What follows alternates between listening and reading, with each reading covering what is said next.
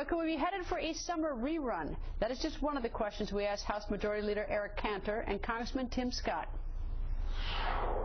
Gentlemen, nice to see you both. Thank you very much. Let me start with you, Leader Cantor. Tell me, what's going on in this room? It's very crowded. Well, what's going on is Tim Scott's leadership is on display. You know, the freshman member from South Carolina saying, revitalize America through increased entrepreneurialism. That's what today is about. It's all about free market economics and opportunity for everybody. All right, so who's here? I mean, give me an idea of the group. Well, first we start with Eric Cantor. He's a fantastic leader in the House. That's a good deal. And we have Carly Farina, who's a former executive HP, was here. Patrick Doyle, the CEO of Domino's. We have David Cody, the CEO of Honeywell.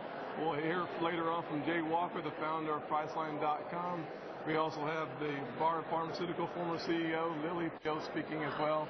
So we have a panel of experts, and then we have entrepreneurs, small businesses, trucking companies, real estate companies, restaurant chains, small companies from South Carolina and Colorado throughout the nation, representing the cross-section of the business community. It's really looking for a way to get government out of the way so they can go back to creating jobs. All right, I take it's not just about lunch and talking. There must be some particular goal. What are you seeking to do with this group? Well, you know, what I see as the goal is in Congress, you know, there's a lot of differences here in Washington on the part of both parties, and we're trying to come together and actually get something done for the people at home who are frustrated because they don't see a better economy coming back. And the best thing that we can do is work to create that environment where entrepreneurs will be willing to go take a risk again. And, you know, the reality is too many people are unemployed in this country, but a lot of those laid-off employees actually may want to become employers or entrepreneurs. And the question for us as policymakers is, how do we go about making it easier for that to happen? All right. One of the big questions I think small business people have, and Americans do as well, citizens who might work for somebody else, is, are taxes going to go up to meet the debt problems and the deficit problems? You know, I think Tim and I would both tell you, we don't think it's a good idea to raise taxes on anybody, especially in a recession like we're in. Anybody at all? Anybody at all. Raising taxes means you want Washington to spend the money, not the person who earns it. And right now, we don't have enough people investing capital. We don't have enough people with confidence to say, hey, I want to invest. And we got to create that environment. You don't create that environment by raising taxes. Is there any way you'd vote for a tax increase? Because the Bush tax cuts are supposed to expire at the end of the year. Any way that you'd vote for it? I would not. I mean, if you're looking for a tax increase, look no further than Obamacare.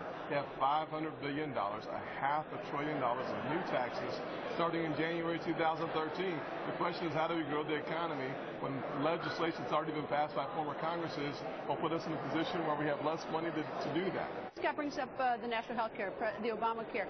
What happens? I'm going to give you two scenarios. Supreme Court strikes down the health care law at the end of June, or that it doesn't strike it down. I mean, give the American people a little bit of a hint of what we can expect. Well, I don't think there's any question. If the Supreme Court strikes down any part of the law or the law itself in total, I think it's a real statement about the president's agenda, his leadership, and I think it does speak volumes to the country about this is what you get. And what we think is Washington-based health care is not the answer. What the answer is to empower patients and their doctors to make the decision for themselves. And what we want to do is to provide more choices for patients, whether it's choices with insurance coverage or insurance of which doctor, choice of which doctor to go to. And so there's a very stark difference of the kind of health care that we believe is best suited for America versus the Washington-based health care of the president. I think most people think that health care, because it's new, whether you like it or not, there's some element of chaos in it. If the Supreme Court, though, decides on June 30th that it's unconstitutional, July 1st we have a different type of chaos and uncertainty. Any idea in terms of, you know, is there going to be some health care program coming out of the Republican leadership? Well, I think we have always stood for this sort of patient-centered health care. And one thing that you will see if the Supreme Court does not strike the bill down is we will act affirmatively to repeal Obamacare, and we will continue to advocate for that because it is the wrong solution for working families, small businesses, or individuals who want better health care at an affordable cost.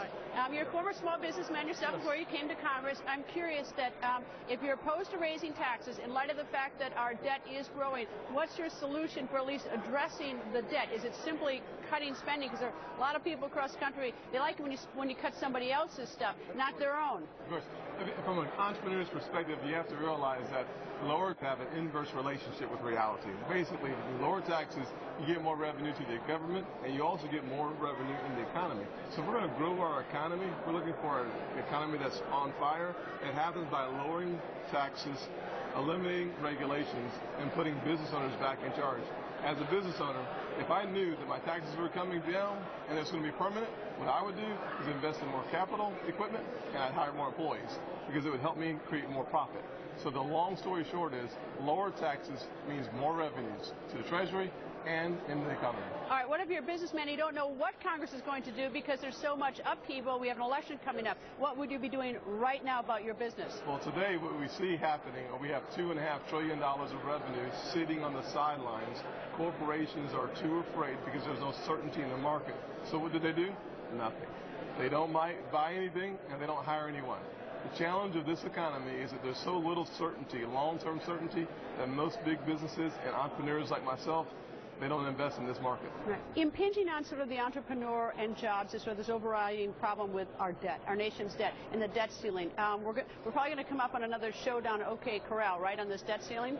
Well, I mean, what I think we went through last year was sort of evidence that the two sides disagree on two issues, at least, health care and taxes. And what we have always said, fix the problem, stop digging the hole deeper, and that's going to lift a tremendous burden off the economy. We put forward a solution as to how we believe you can fix the problem on the budget, and unfortunately the President and his party have not countered. If they disagree with ours, which they continue to say, at least put your solution on the table and let's talk about it. Because I think that most of us and most Americans are asking, why can't you just be reasonable and set aside differences and try and come together? Everybody thinks America ought to pay its bills. And so there's never a sort of sense that someone wanted to take the country off the cliff. What we're trying to do is solve the problem so we can get the entrepreneurs of the country back in the game again. Well, Congressman Scott says if he, right now with the uncertainty, if he were back in private business, he'd do a sort of wait and see what happens. I'm curious, though, is that I assume that the Republican Party is waiting to see who's elected president. I mean, that has a big impact on you, right? It's a huge consequence to the country as to who's elected. But in the meantime, though, it's now, you know, we're approaching June, and the election isn't until November, and we're running up the clock. Is anything being done? Are you talking to President Obama, and are you all looking at this debt ceiling problem? Because it's there. I mean, it's going to come right back. It's going to come up soon, probably right after the election. Greta, I think what we ought to do is put ourselves in the shoes of the small businessman or woman and what they're thinking right now. And what they're wondering is whether their taxes are going to go up. Working families are wondering whether their tax rates are going to go up, too. And so the House is going to act with resolute fashion and say, we don't believe What's taxes... resolute fashion? How fast is that? We are, within the next month or so, we're going to have a bill on the floor, probably in July, that to say there's not going to be any tax increases on anybody. Now is not the time to raise... Meaning after January. I mean, you're talking about the Bush tax cuts? It's the 0103 rates. They will, by operation of law, go up unless Congress acts affirmatively. We're going to act this summer to make sure that people know if they don't want their taxes going up, they're going to follow the Republican plan, because otherwise they're going to go up. All right, one final question. How's the new job? Is it what you expected? You know, it certainly is. It's been exciting in many ways, depressing in other ways. I'll tell you what, we live in an amazing country, and we have an amazing future if we do the right things, and Leader Cantor is talking about some of those things right now. Gentlemen, thank you both. Greta, thank you.